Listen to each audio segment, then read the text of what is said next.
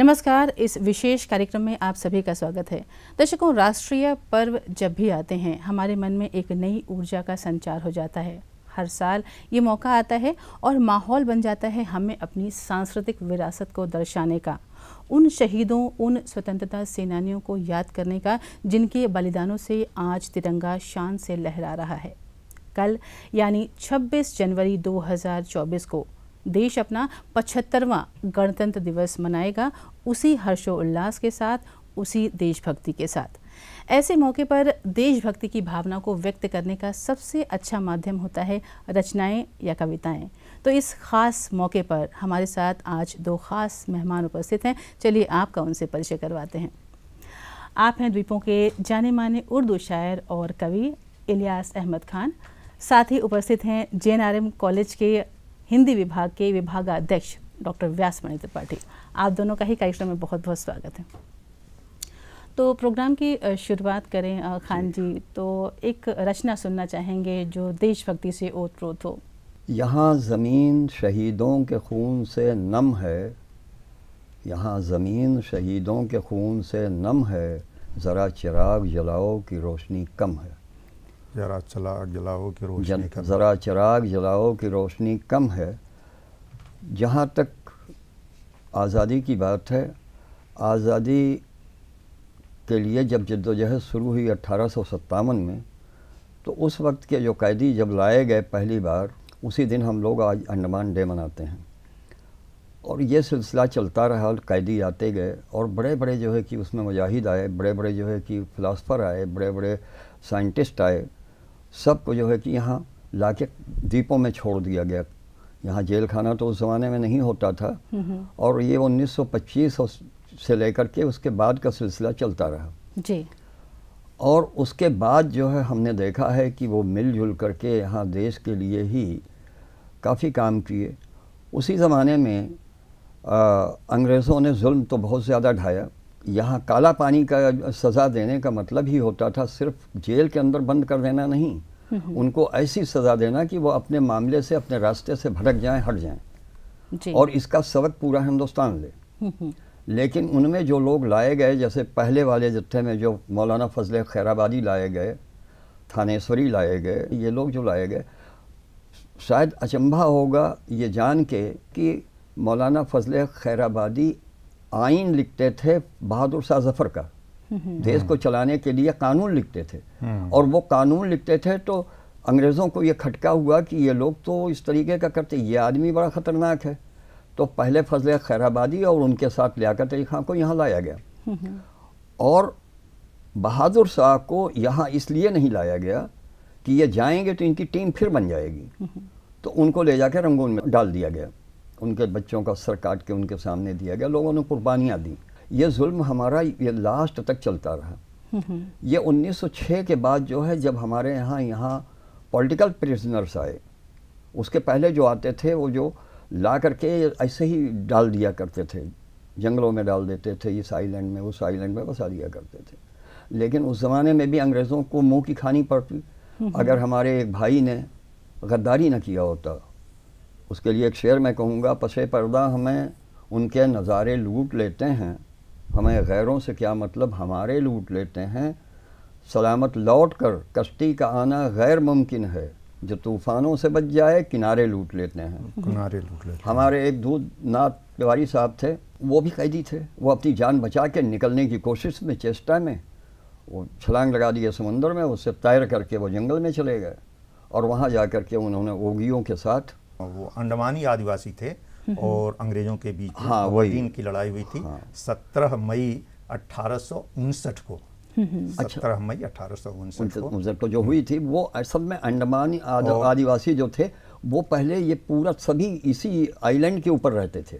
और मैं तो इस बारे में यही कहूँगा कि विश्वत रेखा का वासी जो जीता है नित हाँफ हाँफ कर, रखता है अनुराग अलौकिक वह भी अपनी मातृभूमि पर। तो हमारे जो आदिवासी भाई थे, उनकी ज़मीन छीनी जा रही थी, उनका स्वत्व छीना जा रहा था और कल्पना कीजिए कि वो समझ रहे थे कि हमारी भूमि पर अतिक्रमण हो रहा है और इसका प्रतिरोध किया, उन्होंने विरोध किया और जिसके परिणाम स्वरूप 1859 में अबरडीन की वो लड़ाई हुई थी जिसे अंग्रेज़ों ने बहुत प्रसारित नहीं किया, लेकिन घटनाएं तो छिपती नहीं हैं। और इसमें यही है कि आदिवासी शौर्य की गाथा है अबरडीन लड़ाई, मेरी कविता की पंक्तियां हैं कि आदिवासी शौर्य की गाथा है अबरडीन लड़ाई, दूधनाथ के छल छद्मों ने गोरों को विजय दिलाई।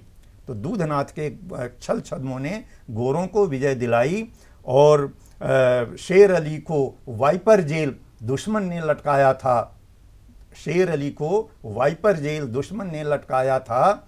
लॉर्ड मेयो की हत्या का वह साहस जब दिखलाया था, लॉर्ड मेयो की जब हत्या की शेर अली ने, तो ये वीरता का काम था। और ऐसे महत्वपूर्ण काम लोगों ने किए, लेकिन अंग्रेजों ने इसे प्रसारित नहीं होने दिया। जबकि ये एक ऐसा दुनिया का अकेला अजीम वाकया था कि लॉर्ड को कोई जो है कि कत्ल किया गया, किसी दुनिया के किसी मुल्क में नहीं किया गया, वो अंडमान में किया गया।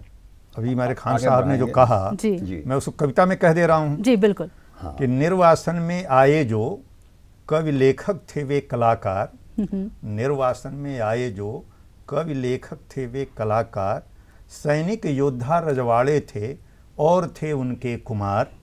बहुत खूब। अलीपुर नासिक रंपा केस में फंसे हुए, कुछ संपादक थे पत्रों के हथकड़ियों में कसे हुए, वे लोग यहाँ आए थे।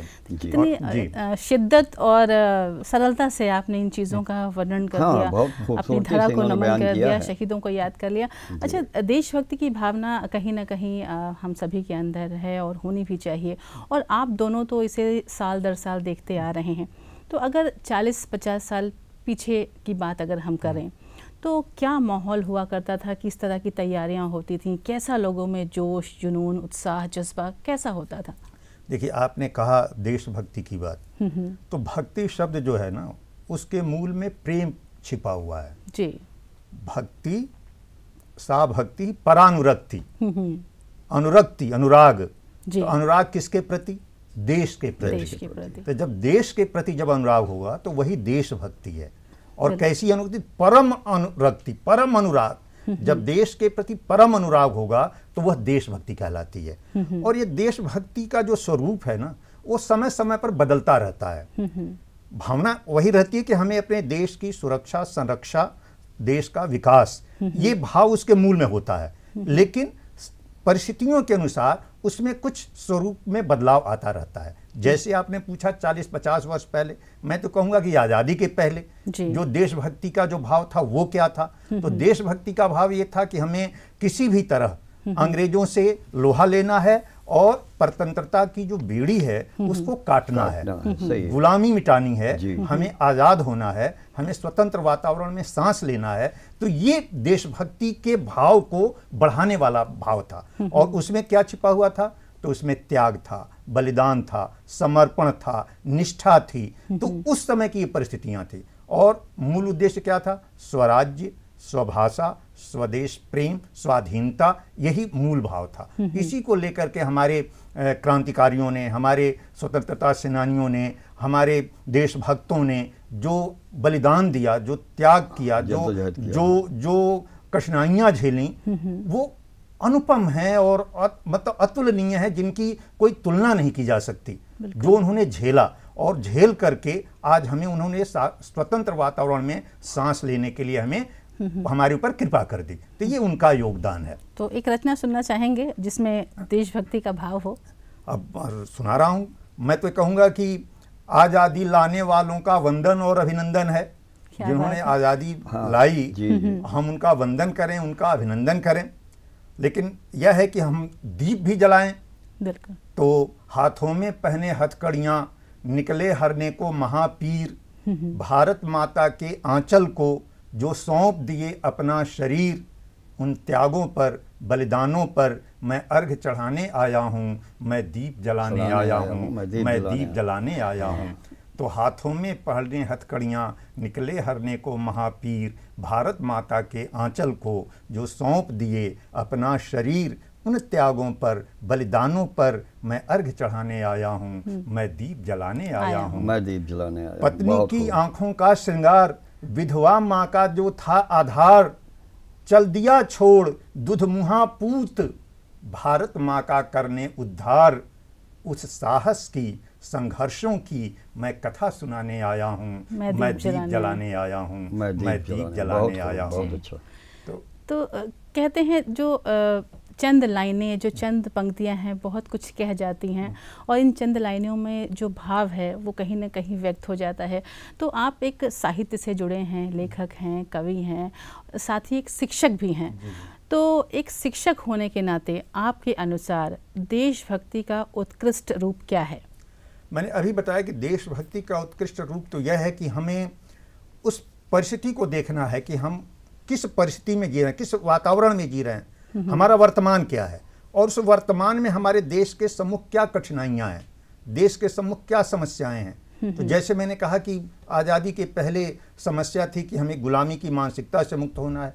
आज़ादी के बाद बहुत तरह की समस्याएं आई, जिसमें खास करके आप देखिए कि आतंकवाद की समस्या है, तो आतंकवाद की समस्या से हमें मुक्ति चाहिए। हमारे समाज में जो तरह तरह की विकृत मानसिकताएं हैं, उन मानसिकताओं से हमें मुक्त होना है। इसके साथ ही हमारा जो समाज हो, समरस समाज हो, समरस जीवन हो। तो ये सब चीजें करने के लिए जो भी हम कार्य करेंगे वह देश प्रेम का ही कार्य होगा। इसी कड़ी को मैं आगे बढ़ाते हुए एक बात कहना चाहूँगा कि जब गांधी जी आज़ादी के फौरन बाद जब उनसे लोगों ने पूछा तो उन्होंने कहा हमें तो अभी आधी आज़ादी मिली है, जैसा डॉक्टर साहब कह रहे थे, ये वही बात कह रहे थे। गांधी जी ने कहा कि अभी तो हमें आज़ादी आधी मिली है, हमें तो अभी बहुत बड़ी आज़ादी के लिए काम करना है, मिलजुल के काम करना है। सवाल ये था कि आज़ादी तो हम लोगों ने एक जो हमारे ऊपर शासक बन के बैठा हुआ था उससे हमने आज़ादी ली थी, लेकिन असल में आज़ादी तो हमारी सब गरीबी से, भूखमरी से, जुल्म से, इंतहा से, इन सब चीज़ों से आज़ादी होना था। तो इसकी आज़ादी के लिए जो जद्दोजहद करने की बात थी वो गांधी जी लेकर पहले ही दिन से वो निकल गए, नवाखाली से लेकर के कहाँ तक का उन्होंने दौरा भी किया। लेकिन आज़ादी का जो असल माने था, गांधी जी वो चाहते थे लोगों में एकता रहे, एकता की भावना रहे। तो जैसे भी आपने शहीदों की बात कही, तो शहीदों की जो कुर्बानी है वो हमारे दिल में तो हमेशा बनी रहती है। आज हम संविधान की बात करते हैं, वीर गाथाएं कहते हैं, लेकिन एक व्यक्ति जो अपने परिवार को छोड़ देश के लिए बहुत कुछ कर जाता है, जिनके लिए आज हम यहाँ हैं, उनके लिए आप क्या कहना चाहेंगे? सवाल ये है कि जिन लोगों ने ऐसा किया है ना, वो सर्वोपरि जो है कि देश को रखते थे, उनके सामने अपना परिवार पीछे रहता था जी। वो सेकेंडरी बात होती थी। जहाँ तक उनका देश से ताल्लुक था, उन्होंने ये जब तय कर लिया कि हमें आज़ादी लेना है तो उन्होंने ये नहीं देखा कि हमारे घर में कौन है कौन नहीं है, आगे पीछे कुछ नहीं देखा। और उन्होंने कहा, जैसे चंद्रशेखर को देख लीजिए या किसी को भी देख लीजिए, एक को नहीं, लाइन भरी पड़ी है। आज जब देखेंगे, कहीं पर भी देखेंगे जहाँ पर स्तंभ के ऊपर लिखा हुआ है, दिल्ली में भी लाखों लोगों का जो नाम है, जो लोग हैं, उनको कोई जानता नहीं है, वो हम सब जानते नहीं है, लेकिन आज़ादी के लिए उन्होंने उतना ही काम किया है जो बड़े लोगों ने किया है। उसी सिलसिले में हमारे सुभाष चंद्र बोस को देखिए, उन्होंने थोड़ा टकराने की हैसियत से वो जा कर के जापानियों से मिल गए, और जापानियों ने जब यहाँ पर कब्ज़ा किया तो उसके बाद वो आए, यहाँ 4 जगह वो गए भी। ये जो रोस आइलैंड गए और वो सिल्वर जेल भी गए, और नेताजी क्लब है वहाँ आकर के उन्होंने लोगों से मिल कर के काफ़ी बात किया। यहाँ के लोगों ने उस ज़माने में 10,000 रुपये उनको दिया था। वो 10,000 रुपये आज 10 करोड़ से ज़्यादा है, 10 अरब से ज़्यादा है। उन लोगों ने इकट्ठा करके अपना पेट काट करके वो पैसा दिया। तो उस समय जो द्वीपों का माहौल था वो किस तरह से था?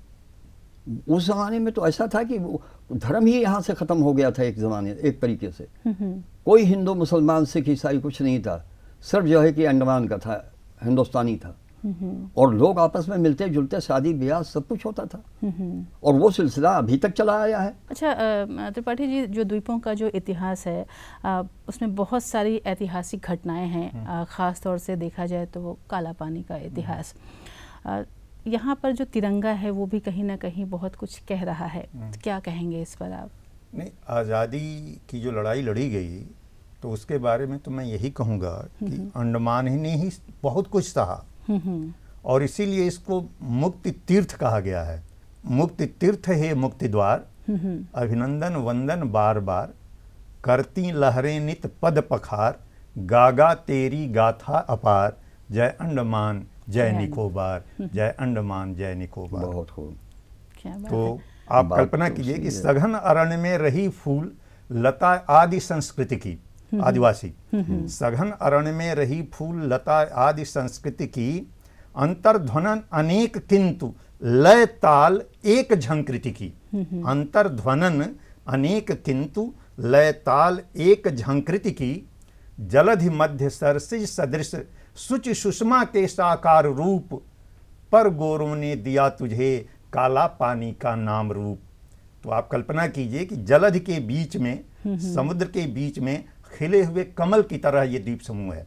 तो जलधि मध्य सरसिज सदृश सुचि सुषमा के साकार रूप, पर गोरों ने दिया तुझे काला पानी का नाम रूप।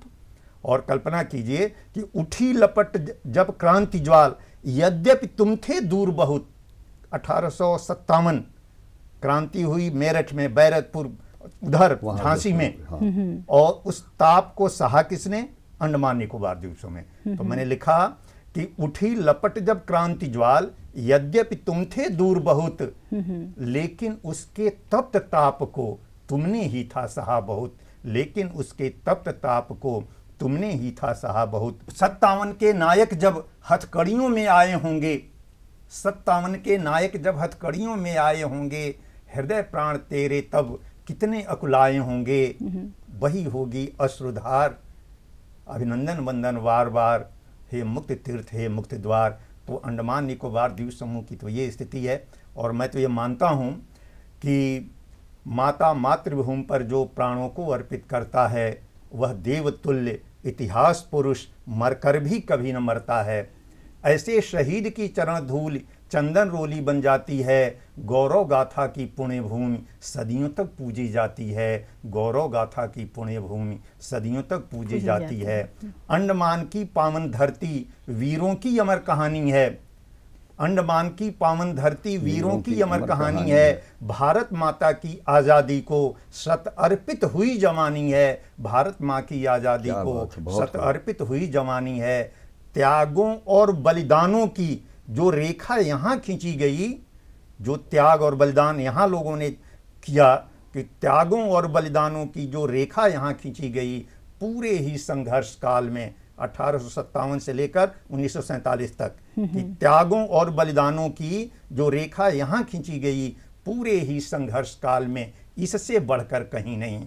पूरे ही संघर्ष काल में इससे बढ़कर कहीं नहीं। तो अंडमान ने जो झेला है, अंडमान की जो गाथा है, और इसीलिए ये मुक्त तीर्थ है, मुक्त द्वार है जी। और अभी जैसा कि हमारे खान साहब कह रहे थे कि नेताजी सुभाष चंद्र बोस आए थे, तो आपने अंग्रेजों की क्रूरता और उनका उनकी जो यातना थी, वो सिल्वर जेल के माध्यम से, वाइपर जेल के माध्यम से, और तरह तरह से, तो आप लोग जानते ही हैं, प्रचारित है और सबके जुबान पर है जो यातनाएं उन्होंने दी।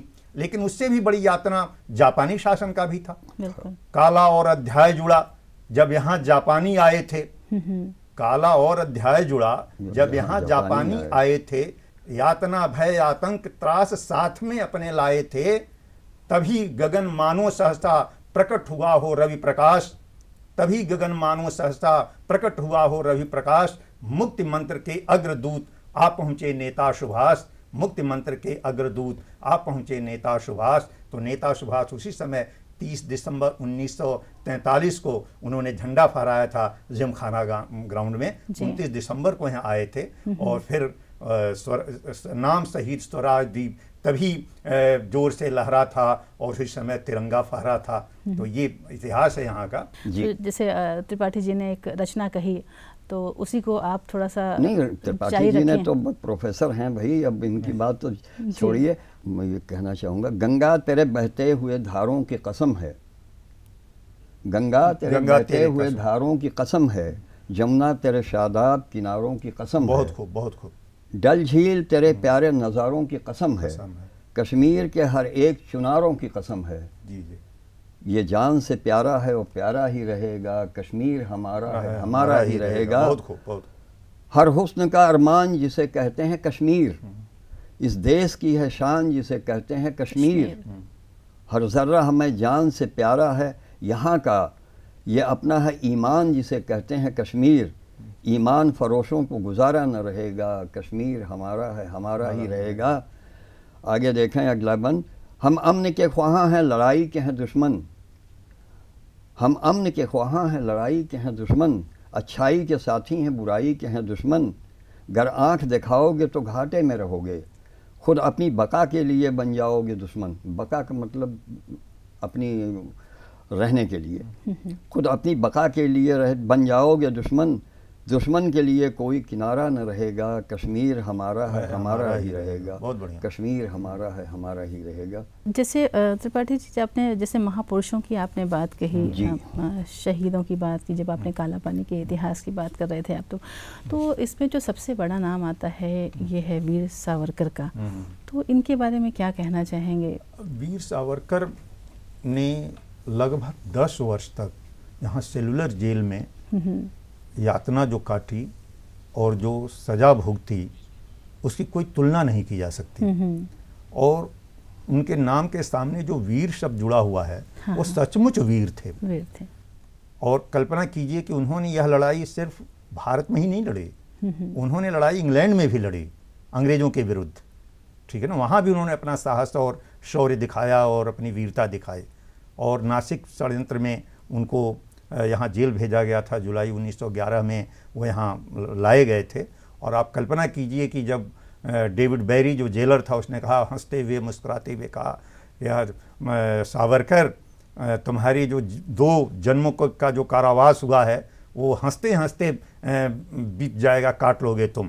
तो सावरकर ने उसी समय, अब देखिए उनकी वीरता, उनका वीरत्व, दहाड़ते हुए कहा था, मिस्टर बैरी, क्या तुम सोच रहे हो कि 50 वर्ष तक तुम्हारी ये सरकार यहाँ टिक पाएगी? तो आप कल्पना कीजिए उनकी हिम्मत और उनकी वीरता, उनका शौर्य और उनका चिंतन। उस जैसा व्यक्ति संसार में मिलना दुर्लभ है। महान तो वो थे ही, लेकिन केवल कथनी से नहीं थे, करनी से थे। और कल्पना कीजिए कि कोल्हू में बैलों की जगह जुत करके और आज़ादी की लड़ाई लड़ना, ये बहुत बड़ा काम था जो सावरकर ने किया था जी। तो हमारे लिए प्रणम्य है, देश के लिए प्रणम्य है, सबके लिए प्रणम्य है। यहाँ पे जो आदिवासियों का बोलते हैं कि संग्राम में बड़ा योगदान रहा, उनकी क्या भूमिका रही? नहीं, भूमिका तो मैंने अभी पहले आपको बताई थी कि देखिए, अंग्रेजों से यहाँ के जो आदिवासी थे, उनका संघर्ष कई बार हुआ बीच बीच में। जैसे वो कल्पना कीजिए कि वो कुछ कटाई करा रहे हैं, तो आदिवासियों ने तीर चला दिया। तो इस तरह की छिटपुट घटनाएं वो करते रहे। लेकिन जब 1858 में 10 मार्च 1858 को यहाँ स्वतंत्रता सेनानियों और कैदियों का जो पहला जत्था आया, 10 मार्च 1858, उसके बाद आदिवासियों को लगने लगा कि यहाँ के जो अंडमानी आदिवासी थे, खास करके वो यहीं, उनका क्षेत्र यही था, तो उन्होंने ये सोचा कि हमारी भूमि ये छीन रहे हैं, कब्जा कर रहे हैं, हमारे पेड़ों को काट रहे हैं, क्योंकि बस्ती बसानी थी, दंडी बस्ती बसानी थी। तो दंडी बस्ती बसाने के लिए जरूरी जाहिर है पेड़ों को काटा जाना था, जमीन समतल किया जाना था, पानी की व्यवस्था करनी थी, कुछ साग सब्जी उगाने की व्यवस्था करनी थी, कुछ रास्ता बनाना था। तो ये सब काम हो रहे थे। तो वो ये देख रहे थे कि हमारी जमीन छीनी जा रही है, तो उन्होंने इसका मुखर विरोध किया। और मार्च 1859 में मार्च से लेकर मई तक उन्होंने लगभग 3 बड़े हमले किए। लेकिन उन बाकी उन 2 जो बड़े हमले थे उनका कोई ज्यादा उल्लेख नहीं मिलता है। लेकिन 17 मई 1859 को जो उन्होंने बड़ा हमला किया, और उसमें वो 2 ग्रुप मिलकर के, अंडमानी समुदाय में भी 2 ग्रुप मिलकर के, 2 समुदायों के लोगों ने मिल करके योजना बनाई। अच्छा, इधर घटना ये हुई थी कि दूधनाथ तिवारी जो वो भी सैनिक थे, वो सिपाही थे, और सिपाही के रूप में उन्होंने बगावत कर दी थी मंगल पांडे आदि की तर्ज पर, और जो उस समय सैनिक विद्रोह हुआ था, हालांकि वो स्वतंत्रता संग्राम हमारा था, तो उनको भी काला पानी की सजा हुई थी। वो भी यहाँ अप्रैल 1858 में आए थे। लेकिन यहाँ 20-25 दिन रहने के साथ ही उन लोगों ने विचार किया कि हमें भागना चाहिए, तो भाग गए, समुद्र पार करके वो निकल गए।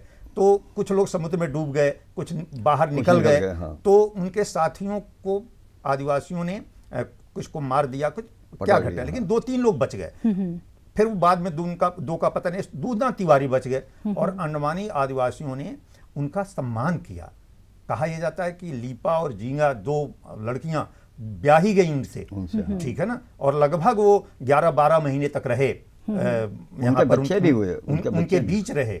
लेकिन इसी बीच उन्होंने योजना बना ली कि हमें आक्रमण करना है अब वो अंग्रेजों के ऊपर। अच्छा, उनकी विशेषता यह भी है, देखिए कि वो जो आदिवासी थे वो इतना समझ गए थे कि ये जो हथकड़ियों में बंधे हुए लोग हैं, बेड़ियों में जकड़े हुए जो लोग हैं, वे हमारे दुश्मन नहीं हैं। दुश्मन वो ये हैं जो मुक्त रूप से घूम रहे हैं। तो जो तीर भी चलाते थे उन पर तीर चलाते थे। अब सोचिए उनकी समझ।